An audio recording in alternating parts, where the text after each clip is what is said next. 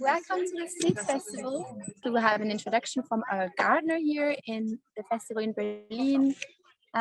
Today is the big Seed Festival about legumes that we organize in the Global Field Pankow, which is an educational project. And we will tell you in a few seconds, a bit more about it. So I think if Ekkehard is ready, we can start.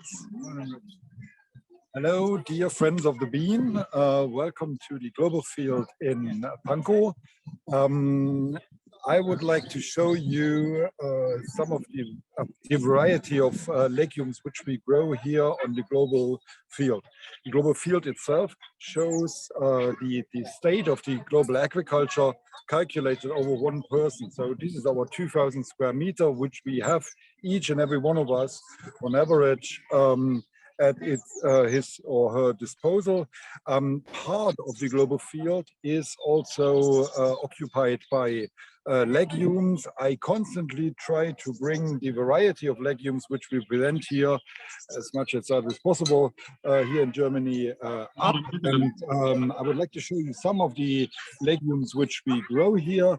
The largest one I left out, which is of course soybean. I think all of us know how a soybean looks like. One of the, let's call them originally or indigenous European beans is faba beans. This is those seeds, I brought them with me from Egypt, and I grew them this year for the very first time. As you can see, faba bean is always quite variable in terms of how they look like. So this one, I will grow them for the first time this year. They have already germinated, so they are adapting quite well from Egypt to Germany. Another one which is quite well known and occupies quite a substantial amount of square meters is black-eyed peas. Of course, most of you will know them. They are really not complicated to grow. Another one which I really like are those chickpeas. It's a black variety. It's called in German, if I translate it, the variety is called black kabuli. Kabuli is, as some of you might know, it's a type of chickpeas. Yeah. Then this year, for the first time, I will try something which is really not that common. This is a rice bean, as it is called. Has nothing to do with rice. Is a bean, comes from Asia, as far as I know, and I'm looking forward making my experiences with this bean. Then legume which was grown quite a lot in Germany is lentils. Lentils has virtually disappeared in Germany. They are still grown, but the acreage they are grown on is really small. And I grow them here in Berlin. They do not like our, they do not quite like our climate here, but okay, they still do, and we harvest some seeds in late summer. Another one which I will grow this year for the first time is, in English it is called horse gram. There was a German translation on this seed packet which was called Pferdebohne, but I'm not quite sure if it really has a German name. Horse gram. I got these seeds from India, so let's see how they adapt here.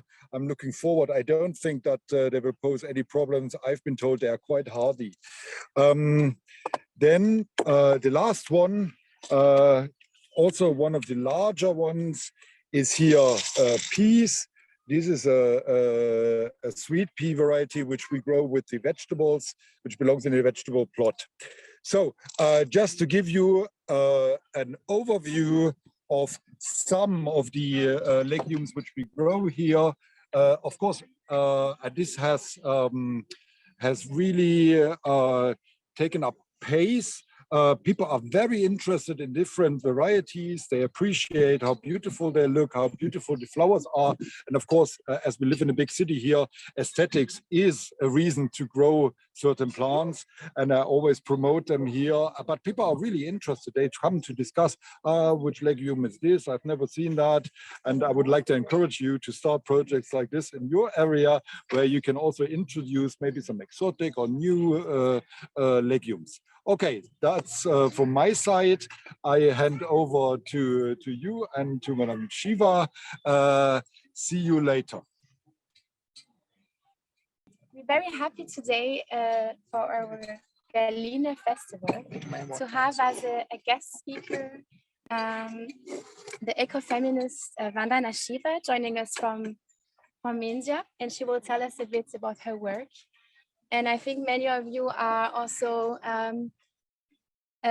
know that India is a country where pulses is a very, very diverse foods that we can find in many different forms. And we have a lot to learn, I think, in our European countries about the Indian pulses culture. So I would like to introduce Vandana Shiva here, who joined us in Berlin. Many thanks to her for joining us today. Thank you. Thank you, thank you. Thank you to the seed savers who've gathered here. Just a quick background of how I got involved in saving seeds. I'm basically a quantum physicist, and I started the movement called Navdanya, Navdanaya, to save seeds when I was invited to a meeting on biotechnology in 1987, where the corporation said that they had to do genetic engineering in order to own the seed through patents. And they needed an international law to forbid every farmer from saving seeds. And I found this so wrong. I found it wrong that they wanted to genetically engineer seeds when they've already messed up with the Green Revolution. My work started with analyzing the Green Revolution in '84 and the problems it had led to in India. The idea of owning seed through patents means redefining the seeds as a machine.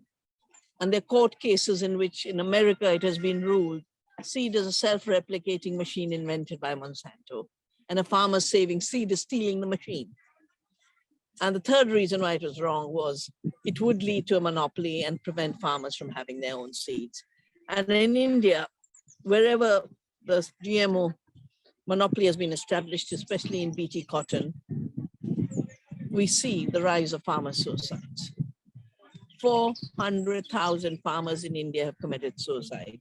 85% of these suicides are in the cotton area. 95% of the cotton is a BT cotton, GMO cotton of Monsanto. And the remaining suicides are also linked to debt driven by dependence on buying seed every year and chemicals to go with the seed, because the chemical companies who now own the seed, 60% of the seeds of the world are in the hands of the 4 chemical giants, who I call the poison cartel, because they make poisons. They began in this country during Hitler's time, IG Farben and Standard Oil. That's where the roots of the chemical industry begin. Well, earlier to kill human beings, now to kill all life on Earth. And in addition to own the seed. So the seed saver before me was describing the pulses. We call them the pulses. We have a whole book called Pulse of Life, which we wrote in 2017, which was the year of pulses. And since I've been saving seeds in 1987, I couldn't understand. I'd go to the villages with books because I didn't know about the seeds. I had to teach myself. I'd go to the villages with books from my parents' library, and they'd have English name, it would have a Hindi name, it would have a scientific name, and I would get from the local people the local names. And as the gentleman before me was saying, this legume which we call gehep. It's very, very rich in protein, and it's even recommended for dissolving kidney stones. It's called horse gram. This bean is called cowpea. You don't have pigeon pea. You don't have chickpea. You have. Where's the chickpea? No, you don't have chickpea. This something. Yeah, the kala chickpea. Yeah, yeah, the chick. And I said, what's crazy? What's wrong with the British? They turn all our dals. We call these dals. They call our dals animal feed, cowpea, chickpea, because they didn't know how to eat pulses. You know, for them, protein was meat. They did not know how to eat or cook pulses. And I want to come back to the relevance of pulses in our times. So we started to save pulses, but not just as by themselves, but as sources of nitrogen. So when you grow a chickpea with a wheat, you have more wheat and chickpea than individually the two plots growing chickpea and wheat. It's called the land equivalence ratio. So you actually, with biodiversity, increase the productivity. And we said the yield per acre of a monoculture is meaningless because food is about nourishment. So we will measure nutrition. We will measure health. And so we shifted from yield per acre to health per acre. And our work in Navdanya has shown that we can feed 2 times India's population if we conserve the diversity. By growing chemical monocultures, we are starving the people, even though it's claimed that we've got to do monocultures with chemicals to feed the world. No lie is bigger than that because it's leading to 50% of the climate disaster, 90% of the biodiversity extinction, and is totally responsible for hunger because this is a system that's not designed to feed people. It's designed to feed profits. So, you know, how was Albert Howard, who was sent to India in 1905, said the Indian peasants have known for centuries that these pulses are nitrogen fixing crops. They take nitrogen and give it to the plant through the nodules in the root. And this, he says, it's only in 1800 in the West they discovered nitrogen fixing plants. Our peasants knew about it forever. But it's only in the 40s that synthetic fertilizer was pushed to the world under the name of bread from air. Haber-Bosch were also the ones who Haber had done the poison gases for the war. He's also responsible for the Haber-Bosch process. And they said, oh, now we won't need land. We won't need soils. You don't need gardens like this because we are going to grow bread in the air. And those kind of illusions still continue. But we know what giving up these pulses and beans that fix nitrogen and then trying to fix nitrogen atmospherically by burning fossil fuels at very high temperature. You need to make 1 kilogram of nitrogen fertilizer, you need 2 liters of diesel. But then the nitrogen fertilizer emits its own greenhouse gas called nitrous oxide, which is 300 times more damaging than carbon dioxide. Everyone's talking carbon, carbon, carbon. The real problem is nitrous oxide, which begins with giving up the nitrogen fixing capacity of the beans and replacing it with fossil fuel fertilizer. It's making dead zones because 90% of this chemical fertilizer runs off into water bodies. And then it kills all life because it just kills the ability of it destroys the water content of the lakes and the oceans. Then it leads to the nitrous oxide, but it also leads to killing of soil organisms. When I started in the 80s, training farmers on organic farming, I would take an earthworm and sprinkle a little urea on it to show what it does. It kills life. It kills the fungi. It kills the bacteria. It kills the earthworm. So the soil is being desertified. The water bodies are being killed, and the atmosphere is being destroyed by giving up nitrogen fixing by these crops. So now there's a whole new language called plant-based. Plants are the basis of life. Without plants, we wouldn't have life on Earth. Everything is plant-based. But this new language of fake meat as plant-based is a distraction because it's taking attention away from the GMOs. A GMO Roundup resistant soya is plant-based burger like Impossible Burger, but it is just devastating the planet. It is not good for the people. Like there's a film called Weeds. I would recommend you should look at it. It's about a groundsman, a person who used to take care of the lawns of a school by spraying Roundup. And then he got cancer. But the WHO has shown that glyphosate is a carcinogen. And he won the case, I think 4 billion or 4 million, I don't know how much, huge amount of money. Bayer and Monsanto had to compensate. This film is doing the round. I know it was shown in the European Parliament last week. Weeds, it's called, Into the Weeds or something it's called. So a Roundup Ready resistant Impossible Burger with 14 patents is not the solution. The beans are the solution. We need to respect the integrity of plants because plants are also sentient. Animals are not the only sentient beings. It's wrong to say we can be cruel to plants and we'll save the animals. Plants and animals need each other.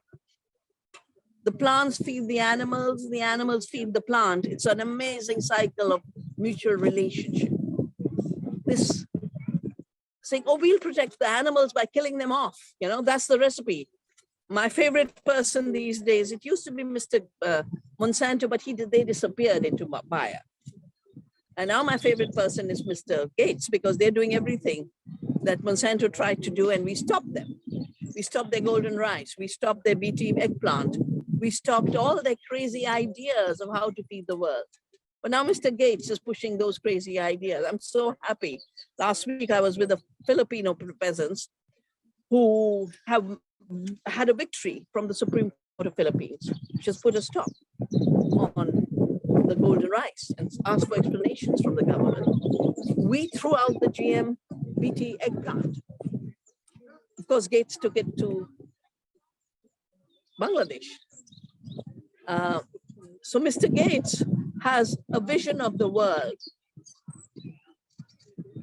Farming without farmers, food without farms, like bread from air. It's not that the farms will disappear. They'll become large-scale industrial plantations, growing raw material for lab food. You'll have more glyphosate, more Roundup, more digital agriculture, more drones spraying poison. And that's not the vision. We're sitting here in this beautiful park. We're sitting where the gardens are. We're sitting where people come from around Berlin to visit. We need everyone being a farmer rather than farming without farmers. We all have to become farmers. And the only real food we can eat is food from farms. And you want protein, eat the dals, not in the Impossible Burger. Thank you. I just want to say one more thing. Sorry, yes, please. This rice bean, we have one, it's called Norangi. The movement I started is Navdanya, the 9 seeds. And this bean is amazing. Not this particular variety, but another variety we have. The 9 colors. In every bean pod, you get 9 colors. You can pick the green one and plant it, you'll still get the 9 colors. You can put the red one and plant it, you still get the 9 colors. That is the intelligence of nature. That's the intelligence of plants. That's what we have to respect to protect biodiversity. Thanks a lot to you all in Berlin. I hope you can see my screen. I'm going to be the moderator for the part now of the online program where we go from one country to the other one. Here is the program. We had a really nice introduction from Ekkehard in Berlin, and then an amazing guest, Vandana Shiva, And then I'm going to introduce you the international seed swap, and then we'll have many different different presentations from different seed savers in different countries. And we are going to have a look at what everyone is doing on their physical events. So first of all, I wanted to show you something which we put in place already last year for the seed festival. Just a platform for you to exchange seeds, because we know that lots of people who follow the global bean want to grow and to try different exciting varieties. And so it's just a platform. It's an exchange system that you can use if you want to connect with other people who want to exchange seeds all over the world. You can decide, you are free to decide if you want to do it completely freely, or if you want to ask for a payment or a contribution for the shipping cost. And it's just one online table I'm going to show you in a minute. And it has several tabs. One tab for offering seeds, one tab if you're looking for seeds, and one tab with some sources of interesting legume seeds that we collected for you. And it's an open file, so you can also add some lines in those three different sheets. So this is the table. This is the first sheet which says here offering seeds. I hope you can see. And we have one row per variety.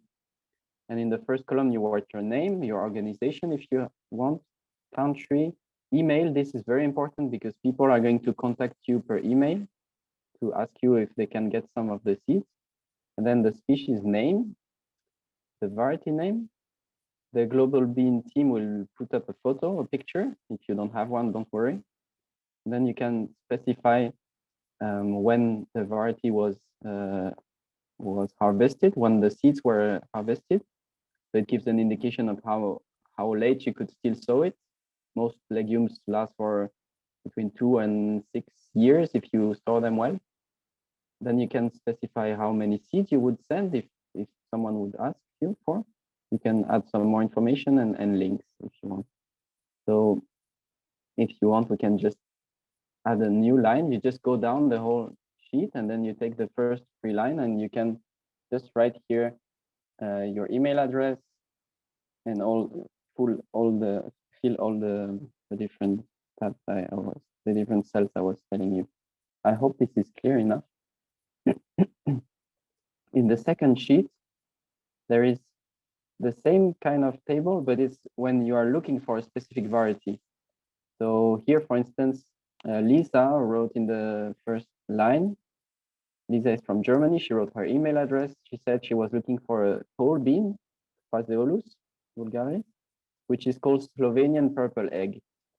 And in the next column, you can write your email address. That's what I did on the second one, because I'm also looking for the variety that Lisa is looking for here.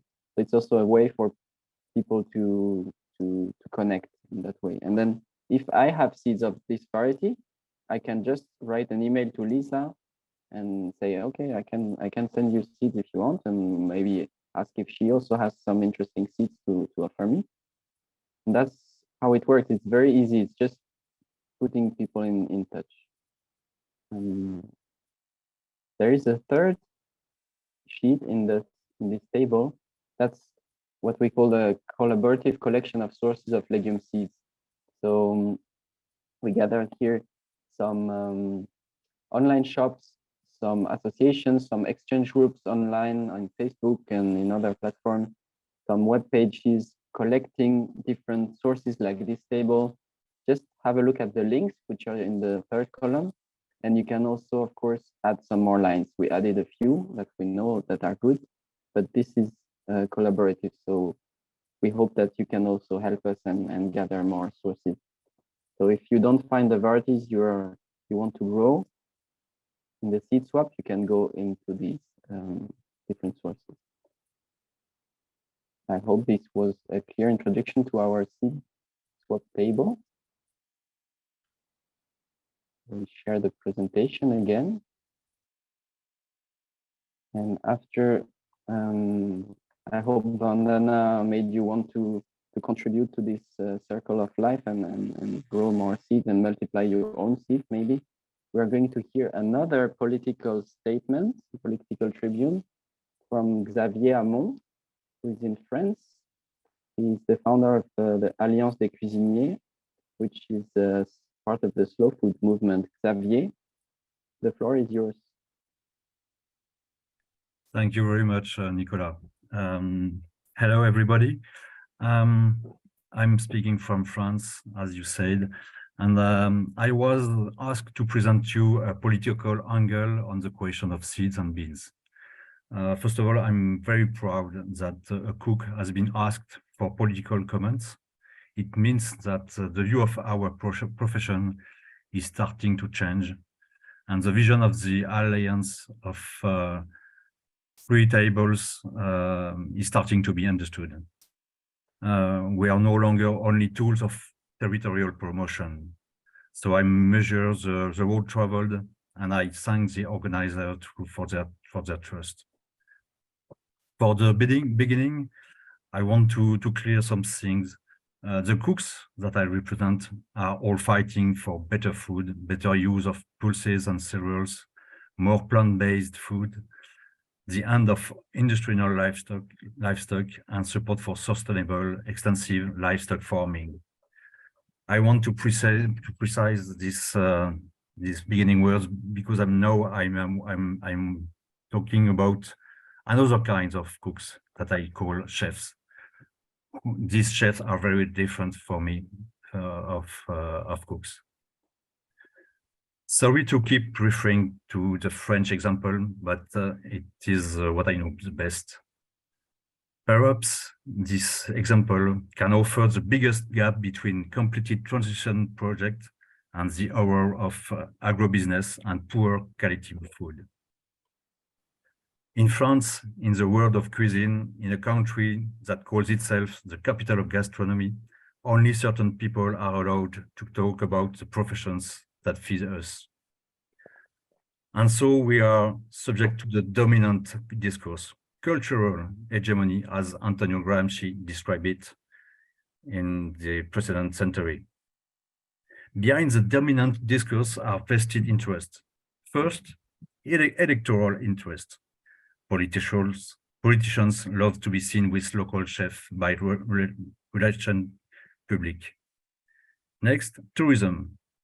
Tour companies sell the gastronomy dream to promote mass tourism that is no longer tenable. The French media loves the hegemonic discourse. Television, radio, newspapers, and magazines are brimming with stories on good food in France, gastronomy, art de vivre, and French culinary genius.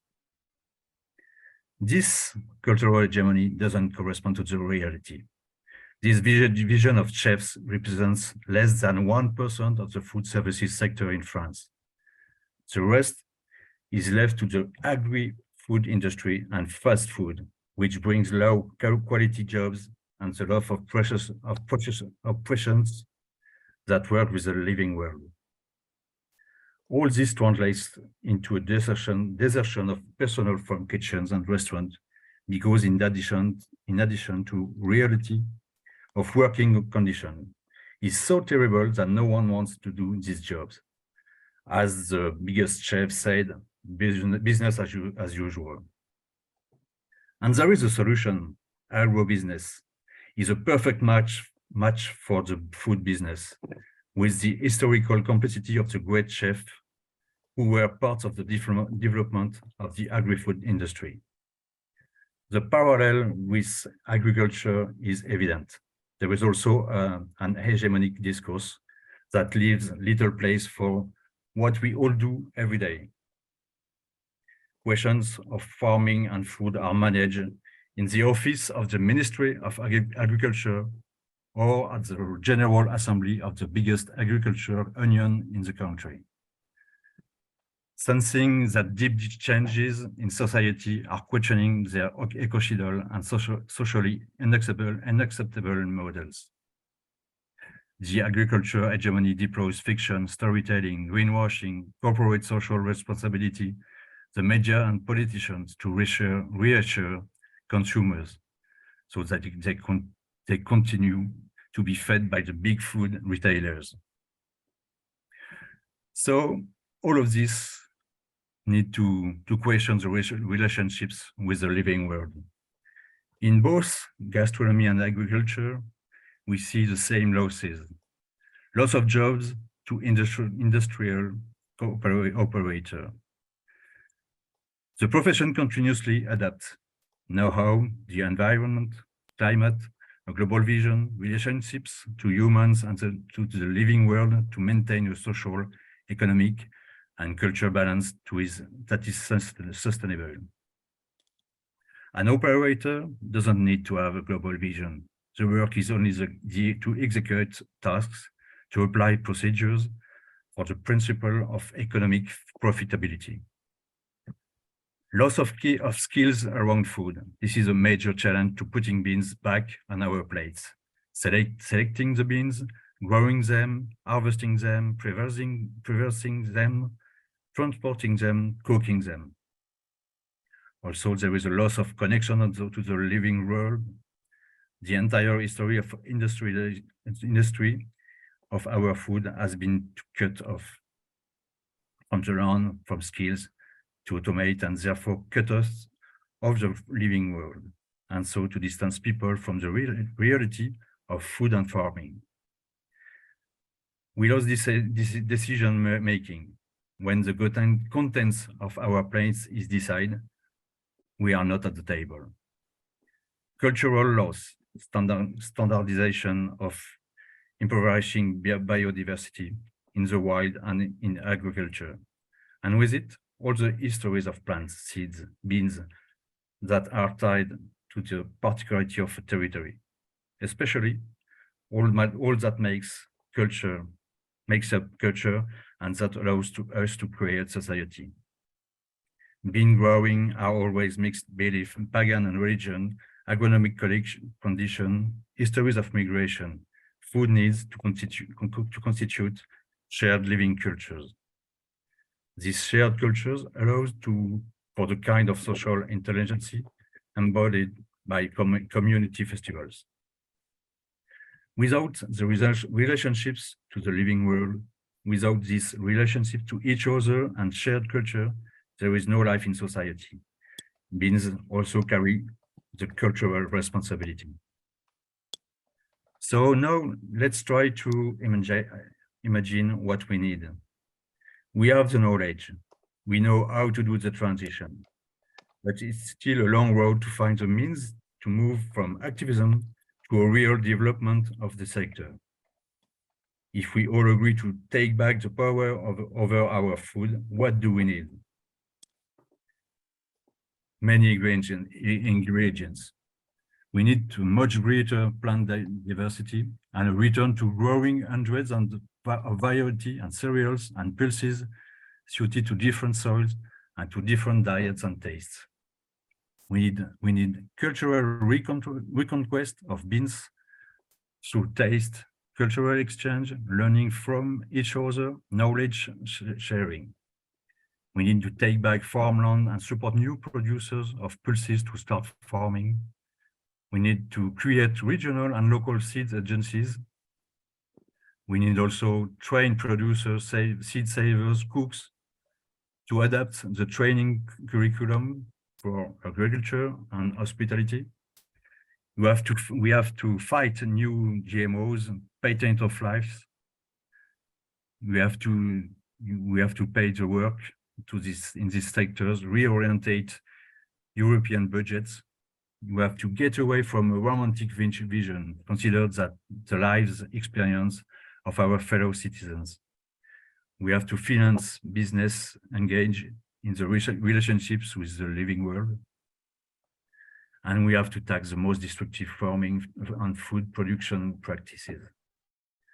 So in front of these ingredients that we need, let's admit it.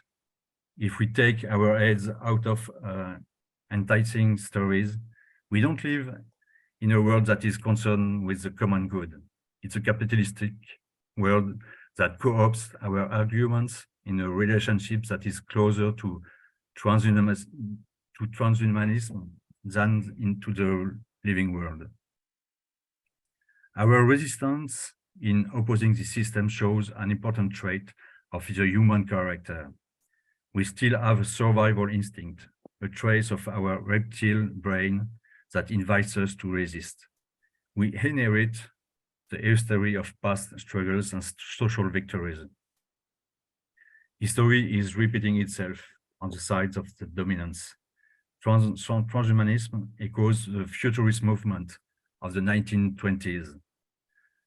On our side, we also inherit past resistance movement to ensure us in the living world and to put humans back in a position of deciding for ourselves. The political movements after World War II and the social victories that follows until the 1980s saw that other ways are possible. To quit this existing model, we need to have bigger ambition, collectively. We need more of us. Alone, small-scale models will only save themselves. They will not save the common good or the damage done for food. So, faced to this resistance, there is actors who have power in the institutions. And I would like to talk about two recent events that show us that there is still a long road ahead. First, in summer 2021, the Dutch government took measures to meet its European commitments to reduce pollution from intensive livestock farms. These measures resulted in 30% reduction in the national herd. The reaction was immediate. Productivist farmers protested massively all over the country. And in March 2023, the counterattack translated into votes, and the party, Farm Citizen Movement, won 15 seats. This new party is now the biggest in the Dutch Senate and is beating traditional parties. The head of the party is a former spokeswoman for the Productivist Agricultural Union. Second example, in April 2023, Le Monde published a 7-year investigation and more than 300 interviews on the agriculture. We saw the same elements of culture hegemonic discourse. As in Netherlands, the power of productivist agriculture unions translates into the strong presence of these farmers in decision-making spaces, municipalities, regions, the boards of banks, of insurance companies, chambers of agriculture, and agricultural college. So now I would like to develop a final idea. To develop better food, better relationships with the living world, we can no longer leave the power to these influencers. Our discourse is not enough. Our advocacy is not enough. We have to find the means to campaign, to win mandates, to be where the decisions are made. None of us can do it alone, which is why my final message is to invite you to build the means of our ambition for fairer food systems. Be present in places of political decision-making, campaign for election to professional and citizen mandates. So thank you very much for hearing me. And thank you for your attention. Sorry, Nicolas, if I'm too longer. Thanks a lot, Xavier, no problem. Thanks so much. It was super interesting. And thanks, as you just said in the introduction, it's so important that we connect gastronomy and cooking with the issues that we were talking about before with the seeds and agriculture. So thanks a lot. It's really nice that you came. Now I just leave the word to Adèle, who is going to introduce a really interesting project in the south of France. So Adèle. Yes, thank you, Nicolas. Good afternoon, everyone. So I'm Adèle Pautrat. I'm coordinating the Seeds for All project within the scope of an association called ARC 2020. Today, I'm in southern France with partners addressing the issues around the need to restructurate and to relocate production chains for beans and legumes in general. And I'm going to let the floor to representatives of the DIVINFOOD project, which I found interesting to promote to the Global Bean Network. So, yeah.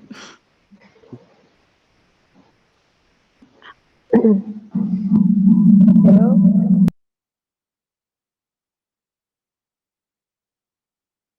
Okay, yeah, go ahead.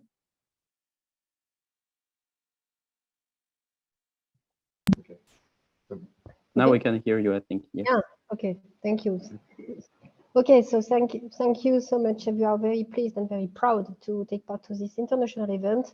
I'm Yuna Chiffoleau from France, from INRA in France, with Axel and Jean-François, Tedesco and Luca Colombo. So we will present briefly the DIVINFOOD European project. So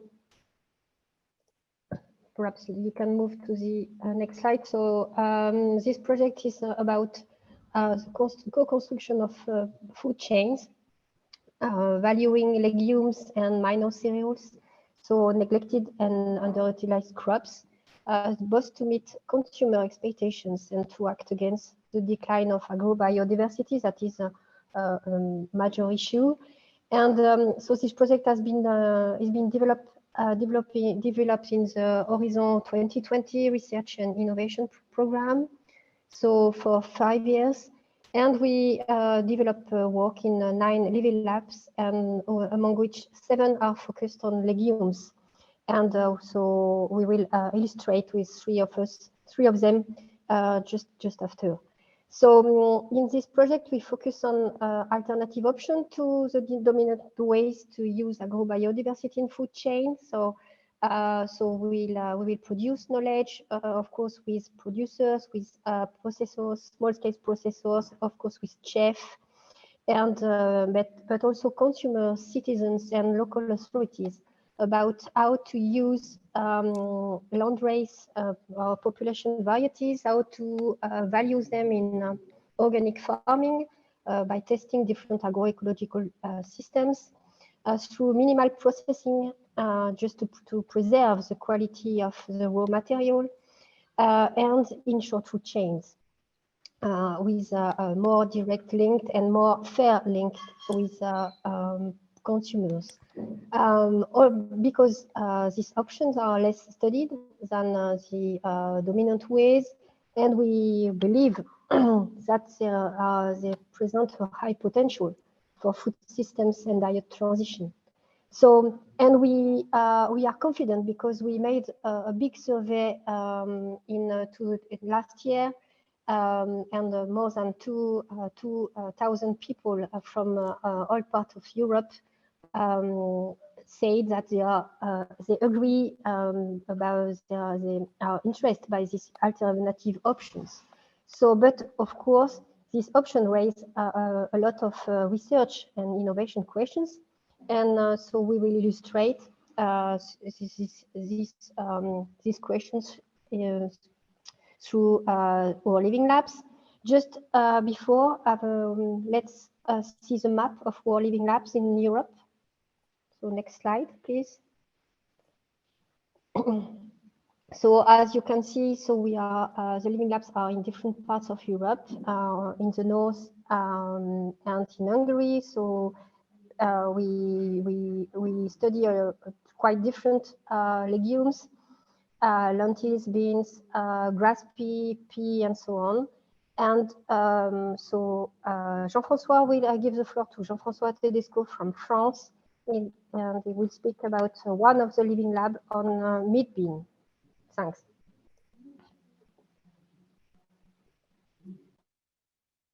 Hello, everybody. Thanks a lot for the invitation. And so concerning the living lab of Region Rhône-Alpes, we are working on a bean that you can see in the hand of a searcher, which we call that the meat bean.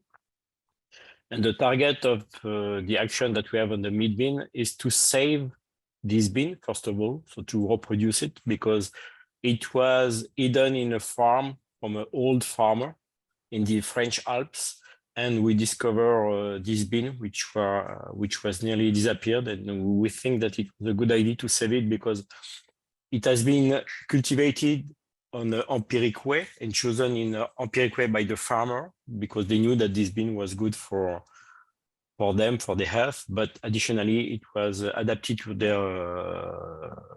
their environment.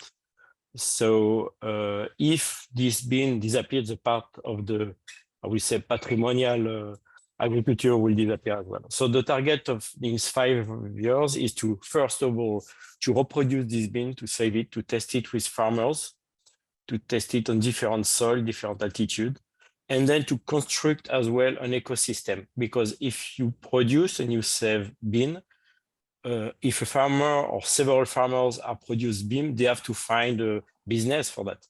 And the target of this Living Lab and DIVINFOOD in general is to really coming from the seed and going to the plate of a consumer. It could be particularly consumer, traditional consumer, but as well in restaurant.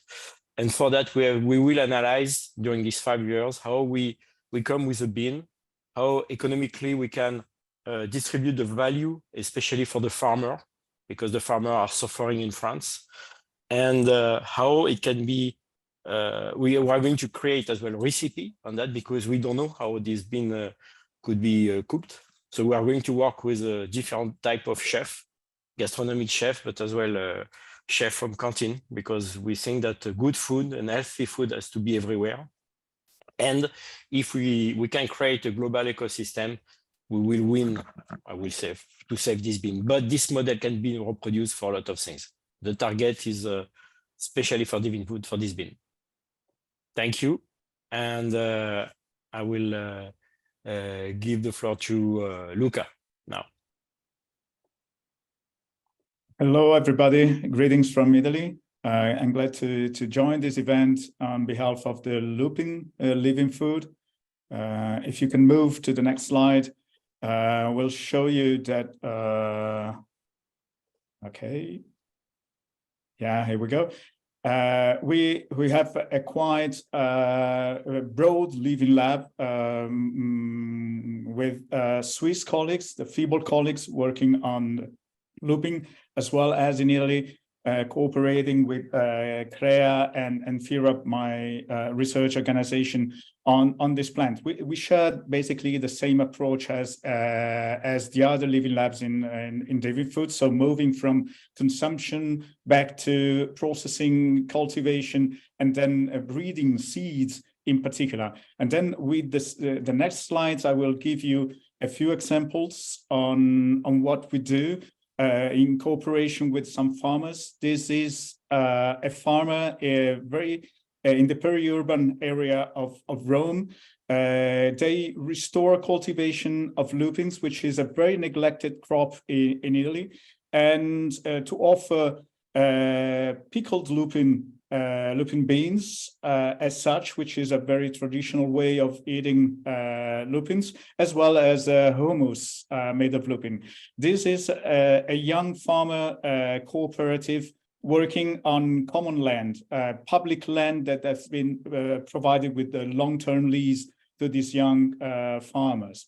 So the next one will show you a different strategy and a different approach. This is still an interface with the local authorities because the lupin seeds have been provided by the gene bank, the Tuscany gene bank, and this is meant to foster a sort of territorial approach to the lupin cultivation. So it's part of the local territory and the local tradition. And then they also want to trigger some innovative processing of lupin, so mayonnaise or other stuff. And finally, on the Adriatic coast, so in the eastern part of central Italy, this is this is a farm who is also assessing the gene bank with the local variety, and so processing both traditionally and in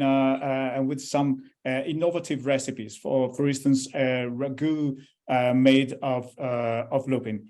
And finally, just to trigger your appetite, with the next slide, I'll show you a recipe and the result of a recipe that was shared by a chef who joined a focus group that we organized online. And so she presented the recipe, and then she finally sent us and shared, unfortunately, just the image of what she did with this recipe. So over to you again, and thank you.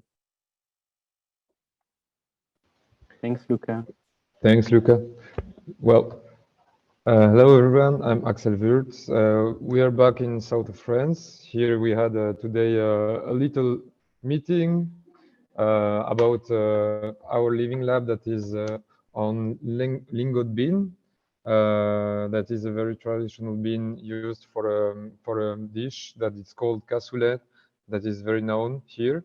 The situation regarding the previous living labs we've seen is a bit different, since we have a kind of an emerging living lab. The bean growing here is historical, but today it's facing a lot of challenges.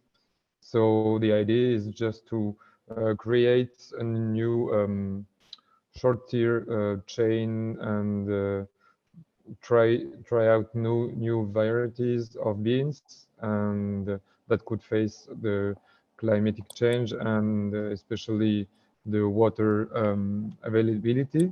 And today, for this opportunity of the Global Bean Festival, we had a little meeting, and we have I think something special here is that we are, yeah, of course, in DIVINFOOD working on how to promote the bean and pulses in general, but we are also involving citizens here in the project because we are working with the Gardeners Association, and today we are giving them some material, genetic material, so a bunch of beans. We are trying in gardens, in different gardens, and they will start a participatory breeding selection program, citizens-led breeding program. So yeah, that was quite of an overview of 3 living labs in this European project, DIVINFOOD, and different situations, and each local living have its particularities on promoting and developing pulses. Thank you. Thanks a lot to all our participants from the DIVINFOOD project. It's nice to hear from that project again after a few years. Lots of interesting things going on in this project. I really encourage you to go to see their website and everything they publish. Thanks so much to all of you. We go directly to Albania. Is Lavdosh with us? Lavdosh? They are having a presidential event in Albania. Huh? Yes.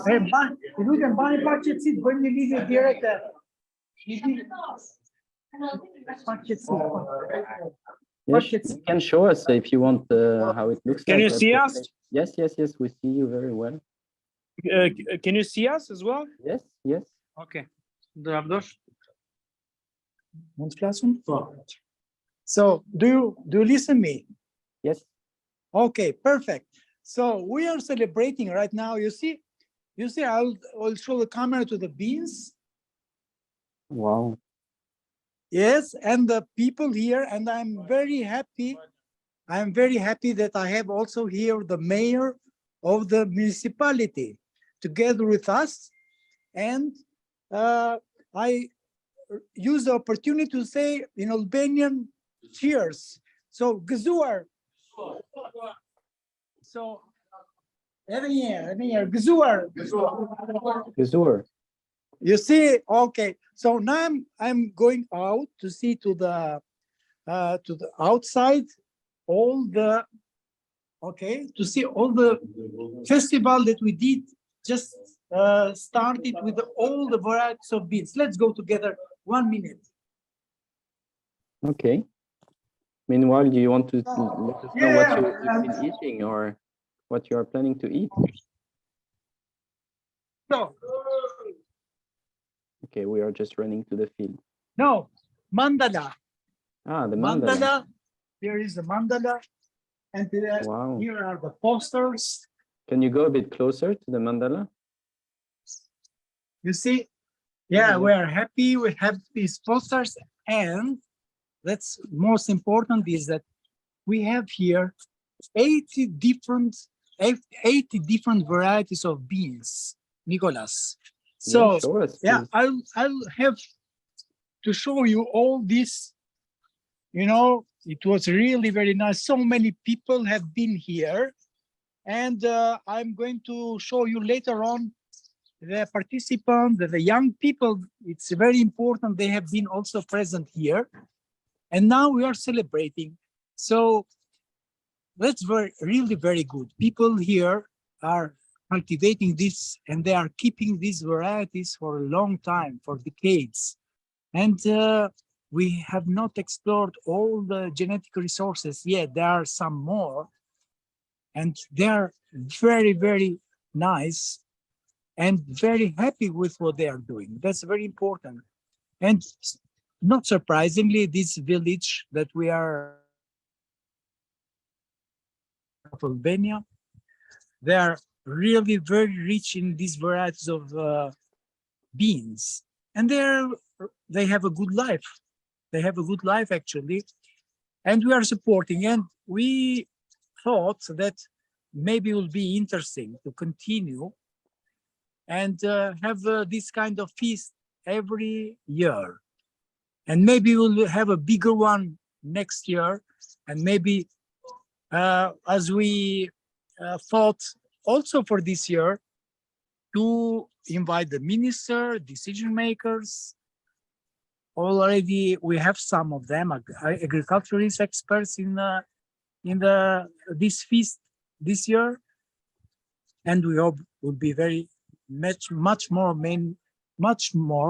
more, I'd say, next year and the other years, because I mean, they do it, they cultivate it, they love it. So we have to support them to expand this, which is really very good in terms of also what, you know, that we are very much investigating the issue of the climate change. So we are identifying through them some varieties really very tolerant to the drought. So, and something very interesting, I will show you, your beans, cowpea that you gave to me, I delivered to one farmer here, and he'll make it, you know, we'll plant it, and we'll see the results, and we'll do the video. I'll show you the videos as well. And so we have one more variety in Albania. You know, we hope to be very successful here. So that's really very good. So I am happy what we did today. We as NGO, we're going to promote it, and we try to expand it next year. Doesn't matter if there is a project or not, we'll try to organize, because we think it's very good activity, not only for the beans in itself, but also considering the very important they have in terms of climate change. We have to think seriously for that. Thanks so much, Lavdosh. So nice to see how you managed to gather your community around you and to talk around these beans, and that you managed to share more varieties with the farmers. Thanks a lot. Okay, so see you later. See you, have a good meal, eat lots of beans. Okay, goodbye then. Bye. Bye.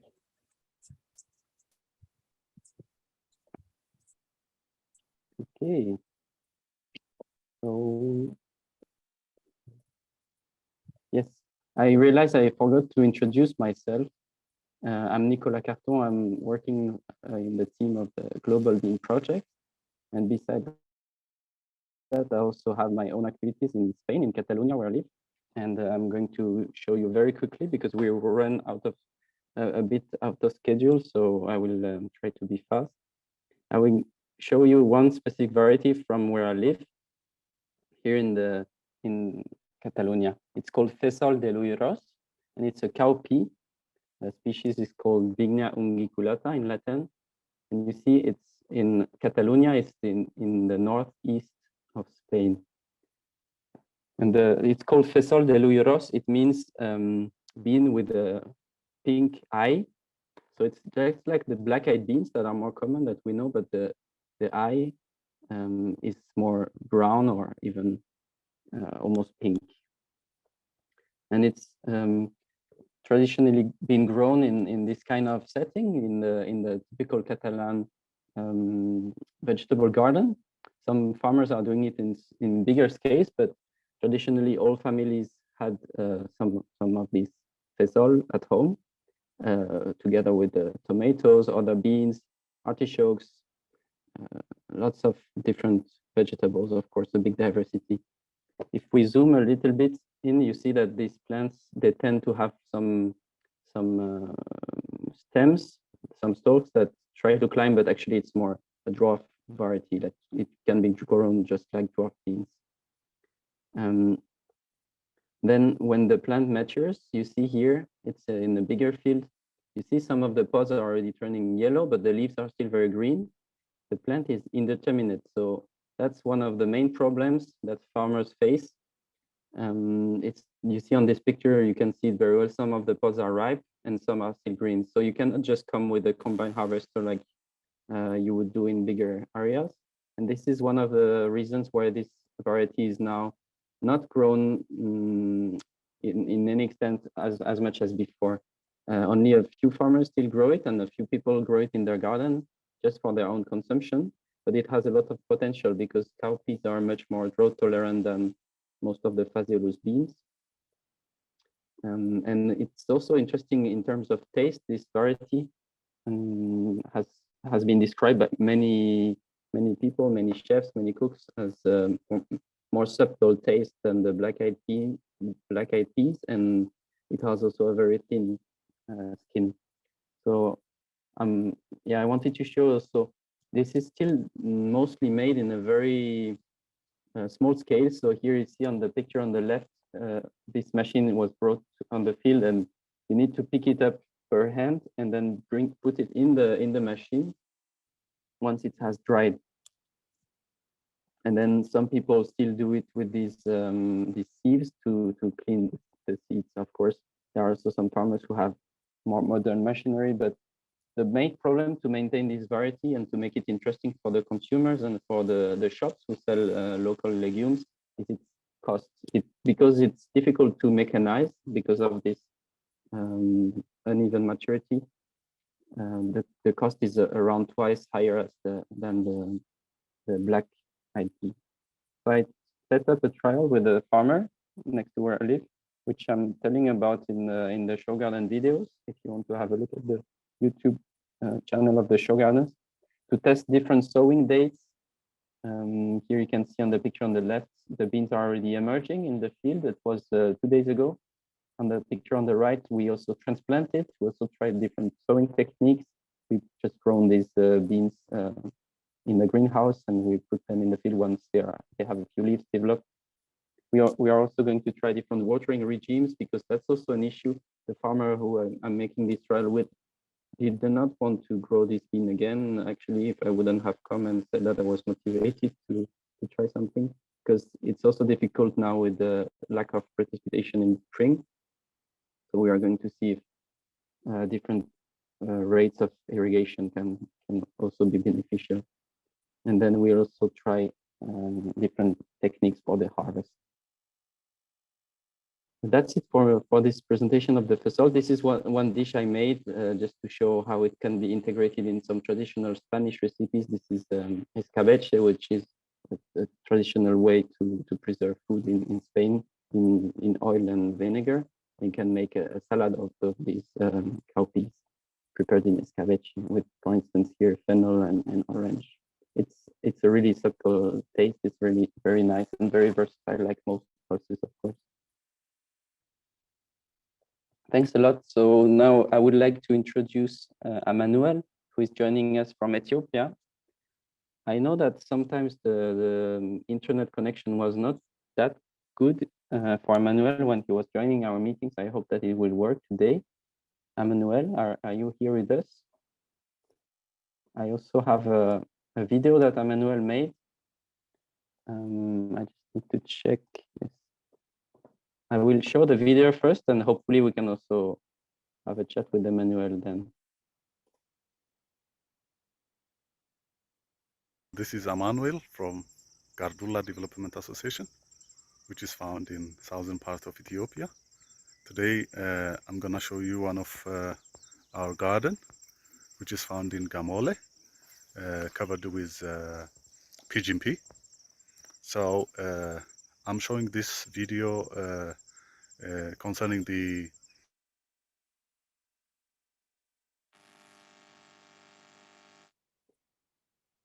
I think it froze now. You're missing the sound now. What's happening? Partners of the international community. So as a GPDA, we are going to show you one of our garden.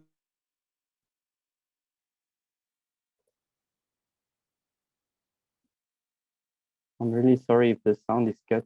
I think it's because of my internet connection. We already harvested the PGMP, and of course there are a few seeds on the plant, and I already harvested this one. Yeah, so this PGMP is one of legume varieties which is found in our agroforestry training center, and we use it for consumption and also for soil fertility because it fixes nitrogen, and yeah, also important for beekeeping because the bees harvest the flower and can produce honey. So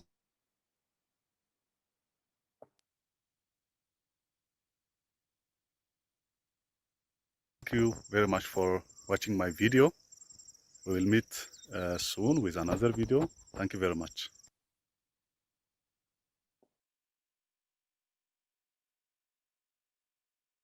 Okay, I hope you still could follow a bit and so the field where Emmanuel is. Hi, Nicolas. Yeah, Emmanuel. Yes. How you doing? You managed to connect. Nice, great. Yeah. And I see you are together with lots of people in this room. Unstable network. Yeah. Can you hear me? Yes. Yeah.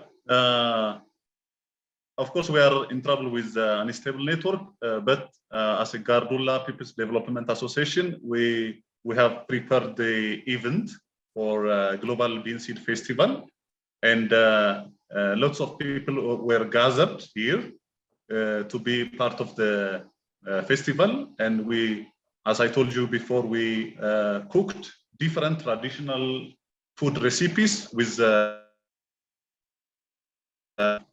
yeah. Let me. I'm using my PC, so. Okay, do your best to show us from above. Gathered for the festival, and we have traditional food recipes with that of different varieties of local varieties of beans. Yeah. Nice. On behalf of the Global Bean team and all the participants to the event, we send you lots of good energy from here and all different places. It's nice to manage to connect with you in Ethiopia.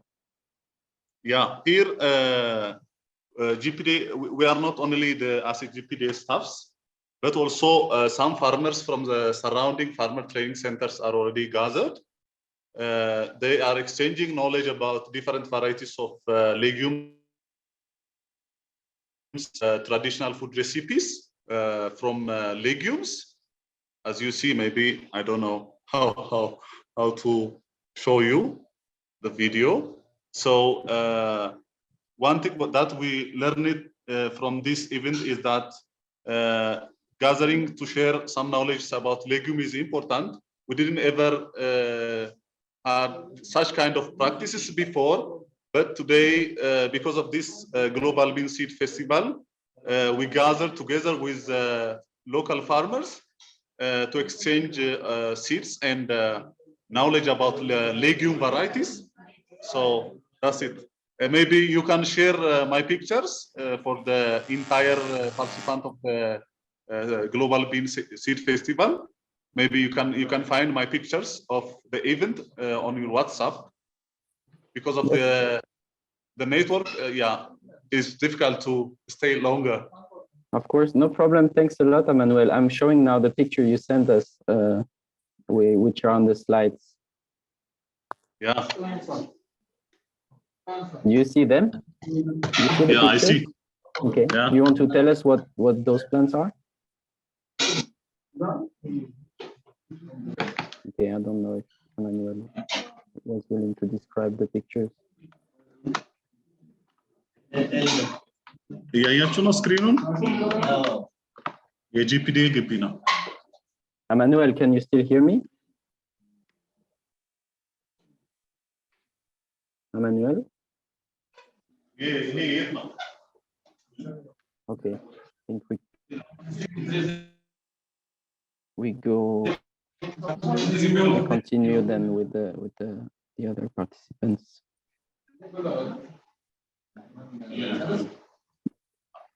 Goodbye, Emmanuel. Have a nice continuation of the meeting. Thank you very much. Have a good day. Thanks, you too. Bye-bye. Okay, we stay in Africa for a bit more, and I'm happy to welcome Mercy from Kenya, the Seed Savers Network of Kenya, who is also going to introduce some seed savers. Mercy, are you with us?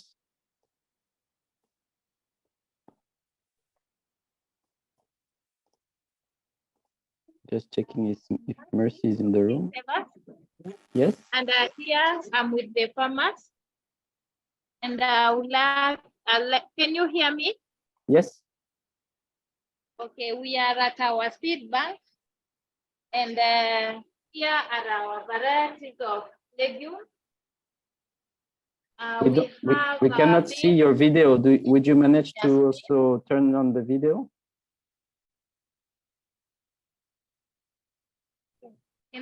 Can I proceed? Yes.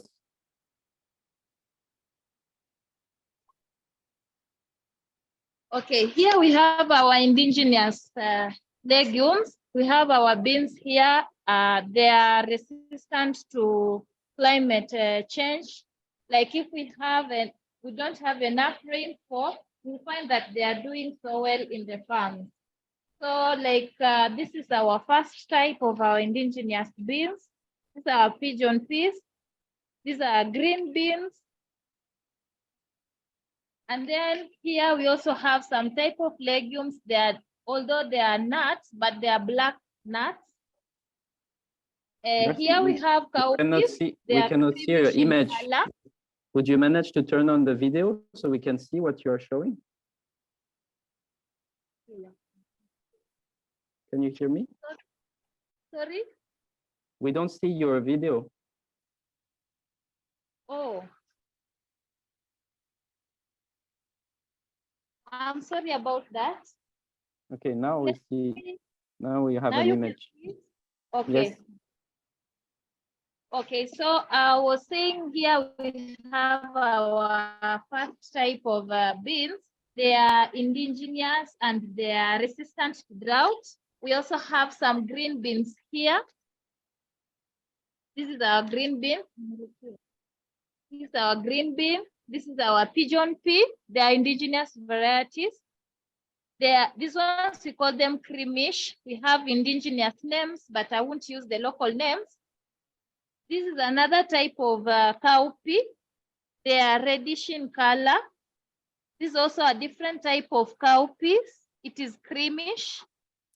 This is soya beans. Because of the nutritional benefits, families that are lacking like nutritional diverse foods, they can use these soya beans. These are black groundnuts. We have two types. We have the red ones, and these one are indigenous, the black groundnuts. You can see the picture here. These are just a variety. Before we are shelling them, they are still in the pot, but still they are the red groundnuts. This one is now another type. And we also have some Bambara nuts here. We have some Bambara nuts here.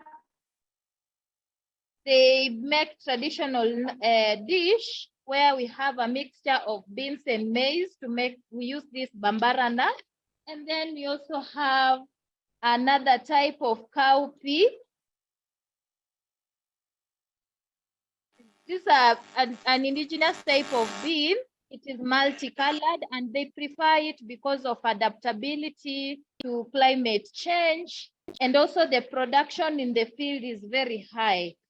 We also have another type of cowpea here. It's a black type. And the last variety of beans, in their local language, they call it okwodo. This is the local name for the beans. You can see it is almost blackish, but it is another type of indigenous bean. So I am with the farmers here who have come to assemble to attend the bean festival. And we also managed to make our mandala here, which reads, my seed, my food, my future.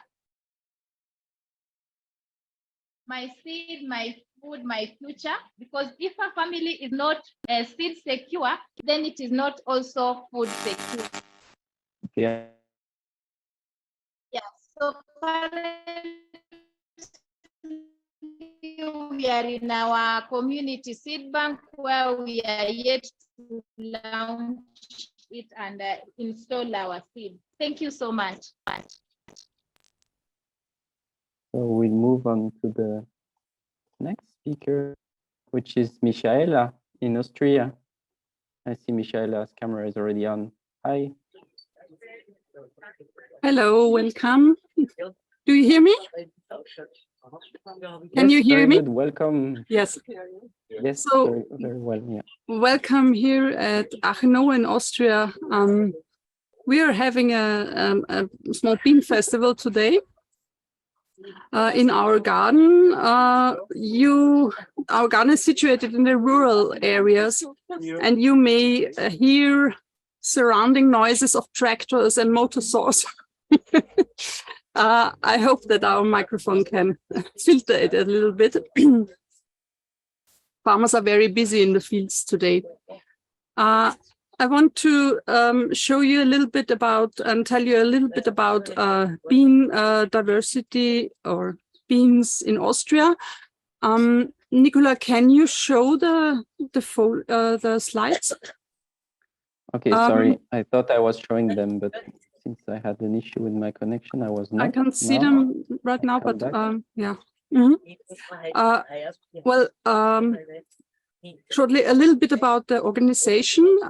Achenow is a non-profit organization, approximately 30 years in existence. We are focusing, or we are specialized in preserving and collecting traditional varieties of field crops and horticultural crops. And we are also experimenting with new crops and developing crops adapted for our zones. Austria is biogeographically very diverse. We have got the Alps. We are in a transition transition zone. Within Europe, we have rather continental climate. We have got areas that get quite sufficient precipitation. So potentially Austria is very diverse, yeah, also to support diversity also in the fields and in the gardens. However, Austria is an industrialized country, and as you may know, we have lost quite a lot of diversity over the past decades because of focusing on cash crops, because of providing food mainly from supermarkets, because of abandoning subsistence farming and even gardening your own food. Associated with this was also a loss of diversity of traditional crops. And beans make up quite an important part of this diversity that was vanishing from the gardens and fields. We have got a collection here in Austria, so a kind of clean bank, it is called, a seed bank where we keep our seeds, and we also regenerate these seeds.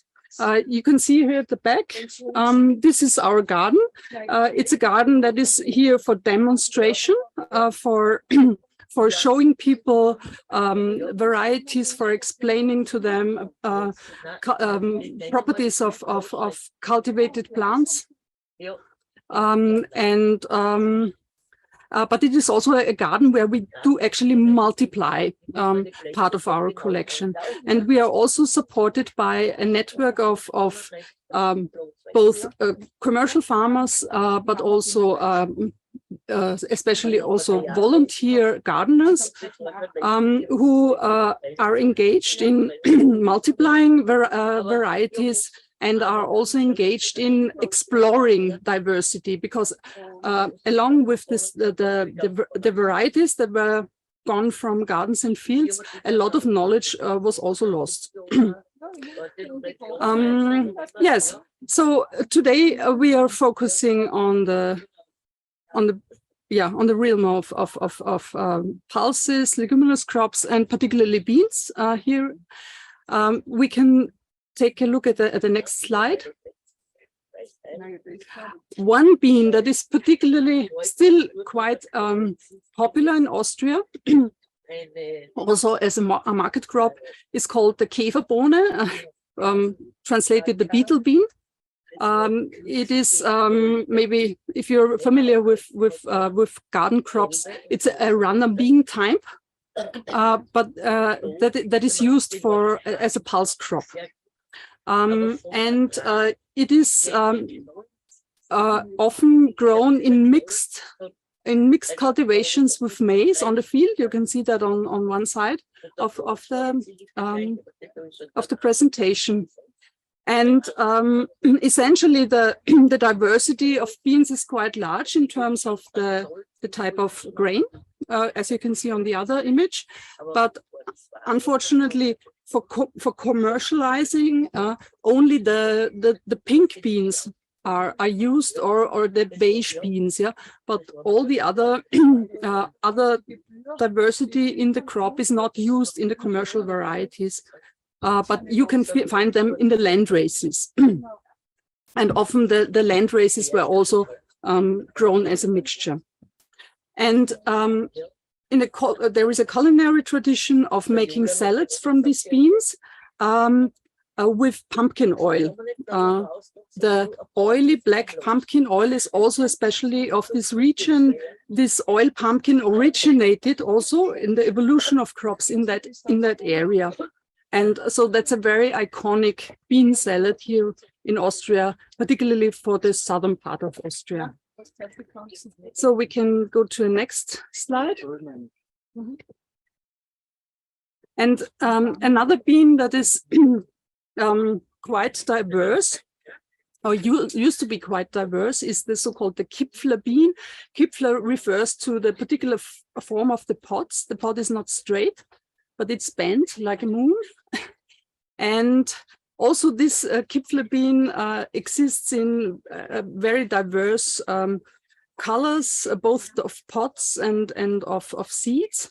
And they were traditionally grown by small farmers for local marketing. So these beans are sold on the local markets, and but because of this type of marketing, yeah, is also vanishing. The Kipfler bean is also quite endangered in Austria.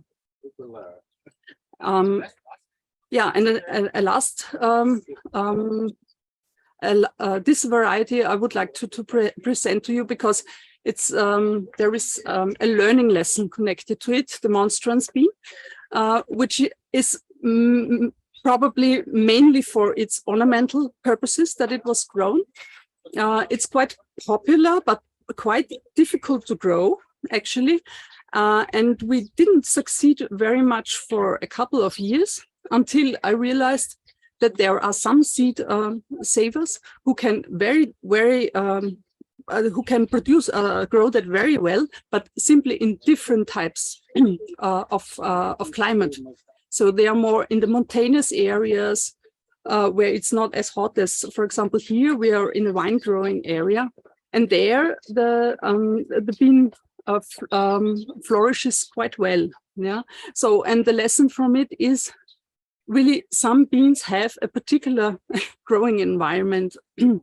And you have to find out what this environment is and what the particular use for a type of bean is. And you cannot always think just in the norms of commercial production in main production areas. And this is also the approach that you need to preserve variation in crops and also to develop this variation further. So that I would like to stop here. I think I've used my time. I'm very glad if we can get people interested in beans and cultivating beans and also using them, actually eating these beans more, because I think they are a very, very versatile crop. Yeah, thank you. Thank you so much, Michaela, for your presentation.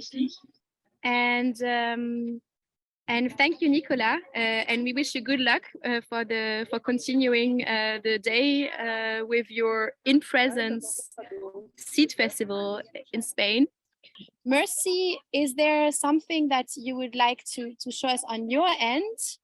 How is maybe, I don't know if you did the bean mandala in Kenya or which other activities there is. Would you like to share with us some images? Okay, thank you, Lisa. As you can see, I have the small scale farmers with me here. And we are just at our seed bank, and we had planned maybe to show another. We can also show you another mandala we have prepared. So on the screen here, we have some good design. A nice view of beans, of the cream beans. Like also this is just to beautify our community seed bank, and also just to show that in beauty of everything, we have to bring different aspects of beans into it. So you can see we've made something like a star here, but the main one that I had shown before, this is our main slogan. I can show it again here.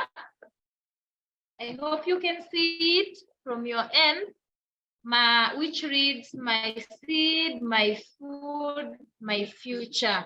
Yeah, that is what we carry on with Seed Savers Network.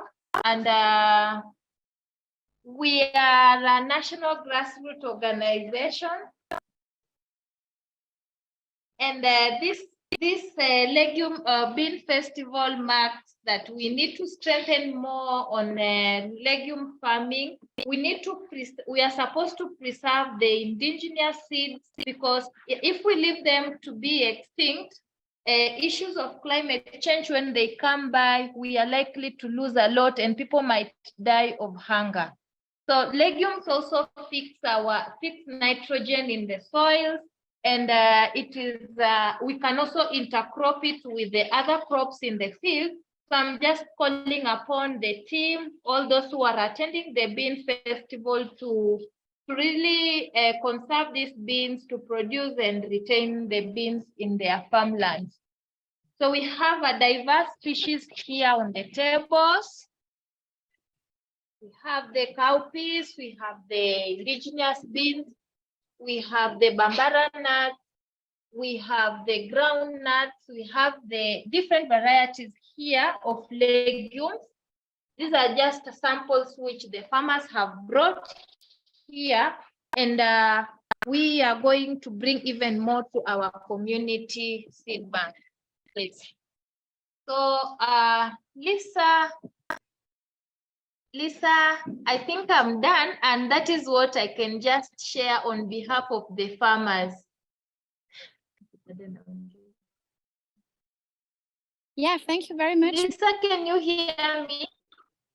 Yes, we could hear you very well. Okay. And we could also see, so thank you very much for sharing this with us. Perhaps I would, if no one else would like to share something, and please go ahead and write in the chat if there is anything someone wants to show. But in the meantime, I would like to show you our mandala in Berlin.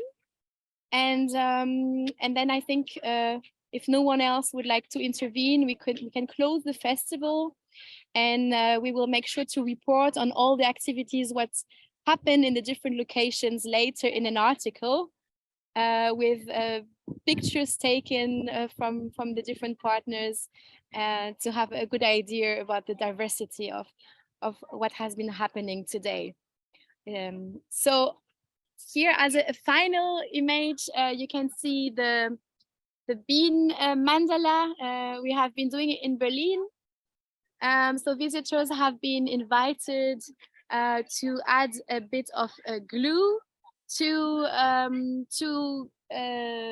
drawings of artistic drawing, I would say, which look very beautiful, and to put different pulses.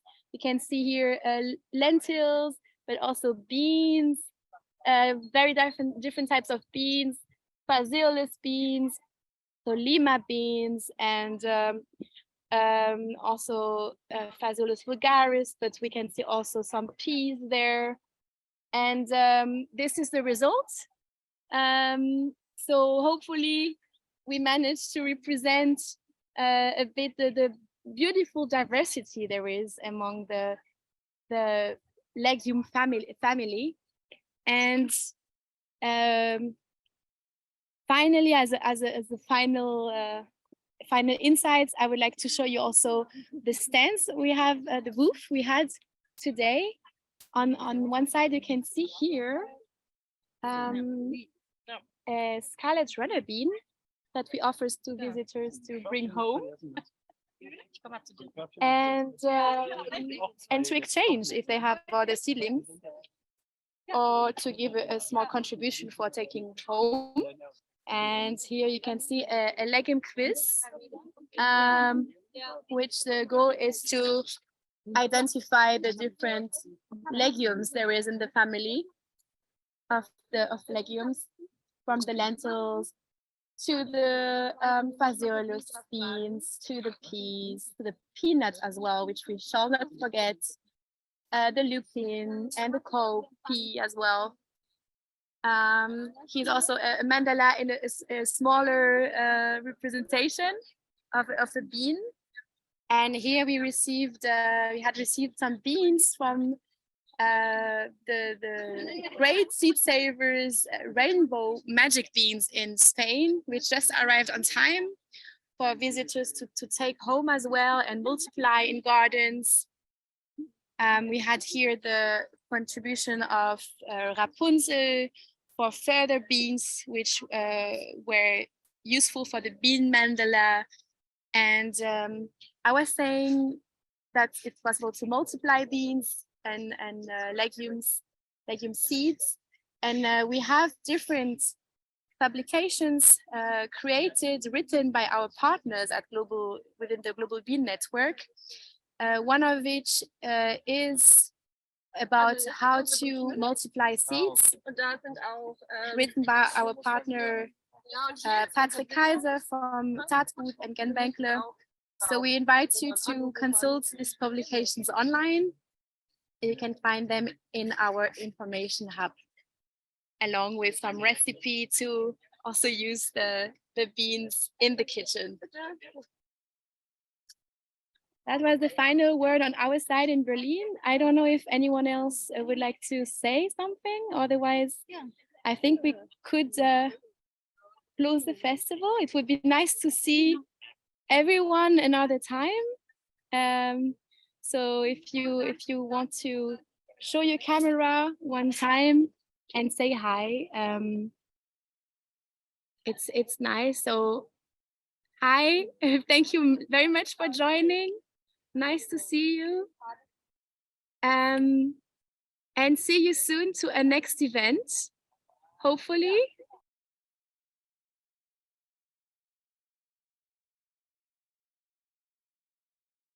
I see now Emmanuel is back there. Emmanuel, is there something you want to show in Ethiopia? How is it going? Thank you very much. Yeah, we all are to have this kind of experience, which is international experience. The rest of communities in Europe and beyond. So all the participants of the event were happy, and even they are willing to have this kind of occasions next time in between farmers from different districts of the country.